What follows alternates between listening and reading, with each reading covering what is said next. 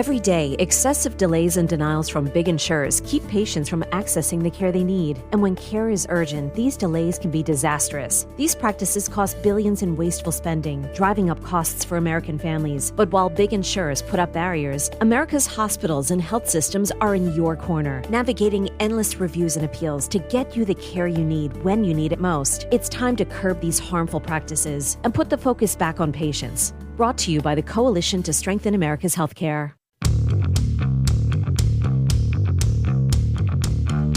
The Yaffee Program on WVNN. Second hour now of the Yaffee Program, already here on Newstalk 770 AM, 92.5 FM, WVNN. As you know, I am Alabama's voice of reason, Huntsville's conservative conscience. And if you miss any of the show live, the podcast is up. Subscribe, tell your friends, all that good stuff. Joining me on the show right now is Andrew Harding. He is a senior associate for National Security Coalitions at the Heritage Foundation. Andrew, thank you so much for coming on. Thanks for having me. It's good to be here. So, yeah, obviously the big topic today is the latest in Iran. President Trump paused strikes against their energy infrastructure. Apparently says they're ready to make a deal. My main question was, with who? I mean, who is he actually talking to, or how is this working if they've all been killed? We don't even know if the Ayatollah that's in place is even able to talk. He was apparently severely injured, but what do you think?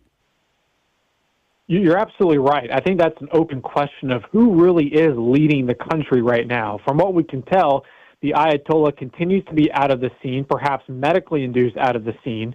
And we've seen some reports over the past few days that President Trump and his team may be working with an interlocutor who's the Speaker of the Iranian parliament. This individual has some strong ties to the IRGC, has previously served as the mayor of Tehran, and has had different posts throughout the Iranian government and Iranian politics.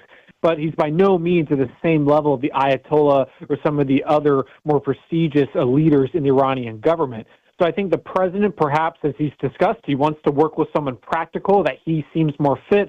And it sounds like he and his team at least have indications that the speaker may be someone who could provide some type of guidance. So it remains to be seen if the speaker is acting on its own accord or somehow he's proven he is leading the country to some degree. But there must be enough evidence for President Trump to feel comfortable moving forward with some talks of diplomacy with this individual. Okay, so are you optimistic then that something can happen? I mean, my general take is to be skeptical that we can really get some kind of deal with Iran, but I was also very skeptical that we could get a deal with Hamas, and Trump got that done. I mean, all the hostages back, I thought that was impossible. He got that done, so maybe it's possible here. I think that's a very good take. I think it's true that we need to be very skeptical about Iran. They've proven that they're willing to lie.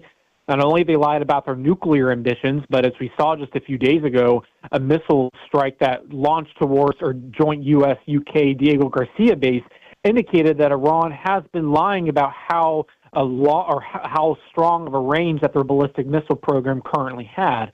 So I think it's fair to say that we should be skeptical with Iran, but exactly to your point, if anyone's going to get a deal done, I think President Trump is probably the man to do it. I think he's made very clear that he is willing to make a deal with anyone. He said this on the tarmac yesterday as well, that if the Iranians come with serious proposals, they're willing to listen to American demands. And it sounds like there must be enough moving for the president to feel comfortable that that's potentially going to go in that direction. Then I think the president is going to pursue that option if possible. I think it's in his interest to wrap this conflict up as soon as he can, but obviously only if it advances America's interest. President Trump will not accept any deal. He's going to make sure it's a deal in America's interest. So I'm cautiously optimistic, but exactly to your point, we need to be very cautious and cognizant to ensure the Iranians are actually going to be forthcoming with any potential agreement. Now, of course, we've kind of forced them to at least agree a little bit because we've taken out most of their military. And I wanted to get your take just generally on this military operation. You look at the propaganda press, the Democrat Party, they say it's a disaster, we're losing. But then you look at the reality on the ground, to me anyway, seems like one of the most successful military campaigns in the history of the world. So what's the truth here? You're absolutely right. I think this has been an excellent campaign, and Operation Epic Fury has been conventionally very successful.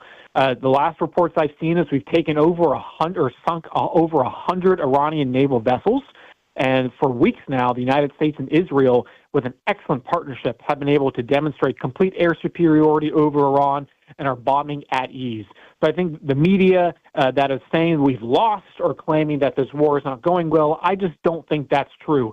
Of course, that doesn't mean war is easy. We're certainly feeling pressure points, especially on oil prices. And, of course, we have lost some service members that have made the ultimate sacrifice to our country. But the operation is making America safer. It is preventing Iran from getting a nuclear weapon, expanding its ballistic missile system, and its ability to have a threatening military power in the region with its Navy or Air Force, but also supporting its terrorist proxies. So this operation is going well, and exactly to your point, we're gaining leverage with any type of end to this conflict by keeping the military foot on the gas. Speaking with Andrew Harding, he is with the Heritage Foundation. He's a national security expert. So what do you think about our European allies? Are they going to be forced to kind of help us when it comes to the Strait of Hormuz? They sort of balked at it initially, but then it seems like they're coming on board. I mean, are we going to be able to get this strait open pretty soon? Are we dependent on a deal to do it, or can we accomplish it militarily? Well, I'm skeptical of the Europeans taking any substantive role in this operation. We have seen a little bit of progress in which there's been a floating statement around of countries, some Gulf, European, and even Asian countries coming together, signing on that they want to see the strait open, that they want to contribute. But to no surprise, there's no actual commitments. There's just a statement. That has been the trend, how the United States has had to take on the leading role here of global security, which it would have been ideal if the president has made clear to see European allies step up to the plate sooner rather than later. When it comes to opening the strait, I think it does come down to ensuring that the United States can successfully control the strait with the military, but there's two other factors here. First, we need to prevent the IRGC from having the ability to hold the strait at risk. What that means is they can still have missile launchers or boats with mines, and I'm confident that we have the ability to take that out, but it does take time because the IRGC has to show these abilities. They have to attempt to conduct these attacks in order for the U.S. to smoke them out. But secondly, then it comes down to the private sector, in which these multi-billion-dollar vessels are sitting around the strait and understandably don't want to risk their vessels getting stuck in a conflict. But at some point, they're going to have to increase the amount of movement throughout the strait and take on that risk. Of course, the U.S. military removing that risk as much as possible in order for the strait to be back online, back to normal. Well, it's kind of interesting, too, because you're right. It takes time, and we keep forgetting it's been under a month, right, of this conflict. I mean, right. Look at some of the headlines, you would think we're in a forever war, but it's been under a month. It seems to me we probably could get that accomplished in some time. I think you're right, and I think we're on a good trajectory. We know over the weekend the president issued a 48-hour ultimatum, and then right around the end of that 48 hours is when he announced that Iran had agreed, or not agreed rather, but indicated that there was some type of diplomatic conversation, enough to the point where the president felt comfortable saying, well, I won't go after your energy infrastructure. Now, of course, what's really brilliant there is the president didn't actually give anything up. If anything, he's confirmed that he can continue to go after military and dual-use targets, which, again, goes to giving the U.S. more leverage, while Iran didn't really gain anything from this. If anything, they know the United States can hit them if they so feel like it, and the president can draw some lines. So I do think we're on a good trajectory, whether it's diplomatically. We'll see if there's a possibility. Again, being cautiously optimistic, we can get somewhere. But exactly to your point on how successful this operation has been militarily, I think we're in a good spot to where we're degrading over time, but degrading Iran's ability to hold the strait at risk. Andrew Harding is with the Heritage Foundation, joining me on the show right now. I did want to shift gears a little bit because, I mean, Trump kind of did recently as well, talking about Cuba. So because of what happened in Venezuela, Cuba's not getting Venezuelan oil. Cuba's had major power outages. Seems like the regime there is on the verge of collapse. The economy's on the verge of collapse. What do you think happens next there? Well, I want to see what's going to happen with the current leadership, because just couple of weeks ago, the Cuban leader gave a public address and indicated that they've had negotiations or conversations with the United States on a path forward. What that tells me, and Secretary Rubio has made clear, and the president has made it clear, that they've had their eye on Cuba for some type of meaningful long-term change to the U.S.-Cuba relationship. So I will be curious to see if, as the weeks go on, as these electrical outages continue, protests increase, the cost of living goes up, and general unrest continues to exist. I'm curious to see what the regime may be willing to concede on or offer to the United States in order to see some economic openings, to see the Cuban people can reclaim their own destiny, see what access they have to democratic institutions, to freedoms that we certainly would love to see the Cuban people have, and that this regime has prevented them from having. So I do think, and exactly as you mentioned, the Venezuela operation has been key to that. Venezuela propped up this Cuban regime, and with that regime change in Venezuela, or to at least a degree of oil not being as accessible, we do have an opportunity and leverage to see a better U.S.-Cuba relationship in the future. Yeah, and, Rubio can run it, right? Marco Rubio, Secretary of State. He's got nothing else to do. You can just send him down there and run that, too. I don't know. Andrew Harding, he is an expert with the Heritage Foundation. Any further thoughts on anything maybe we missed that you wanted to share? Well, I think I'll emphasize that Operation Epic Fury has been successful in keeping America safe in the sense of preventing Iran from getting a nuclear weapon, destroying its ballistic missile systems, and preventing it to project power. That means this operation has been America first.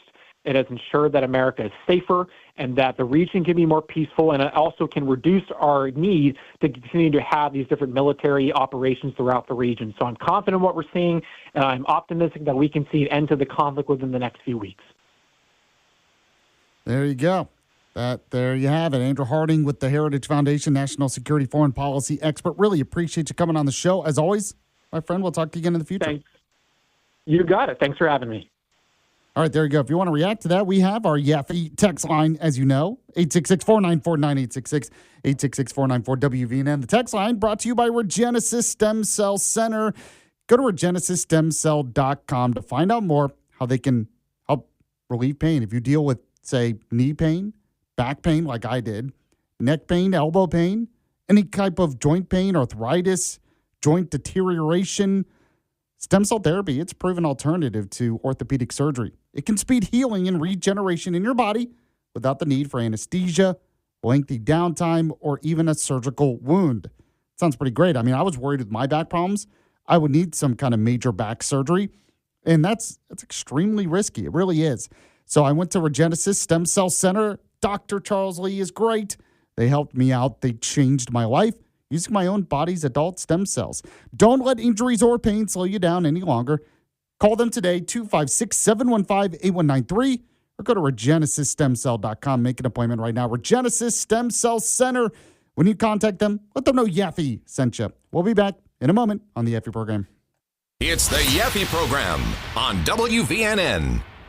When you really need care, you need 24/7 access to a care team, not a maze of paperwork from a third party. Every day, America's hospitals and health systems show up for you. Navigating healthcare can feel overwhelming, but you can count on real doctors, real nurses, real people, providing quality, around-the-clock care when you need it most. They're in your corner, in communities across America. Your neighbors, your lifelines, right beside you, holding your hand and helping find answers. That's what putting patients first actually means. Learn more at strengthenhealthcare.org. Brought to you by the Coalition to Strengthen America's Healthcare. The NFL Draft, presented by Bud Light, is coming to Pittsburgh, and it's your chance to witness the future of the game for free from April 23rd to April 25th. Feel the energy of the NFL Draft. See the Vince Lombardi Trophy and Super Bowl rings. Meet NFL players and legends. Enjoy interactive games and live music performances, and be there as the future of the NFL takes center stage. The NFL Draft starts April 23rd. Register for free entry at NFL.com/draft access today. I'm Adam Devine, Chief Fundraiser for Children's Miracle Network. We'll fun it up. It better be fun. Have you ever wondered how our network actually works? Oh, wonder no more. With the support of partnering businesses and individual donors, we help raise crucial funds for 170 children's hospitals across the United States and Canada. Hospitals that provide life-changing care for all kids. Visit us online at cmn.org.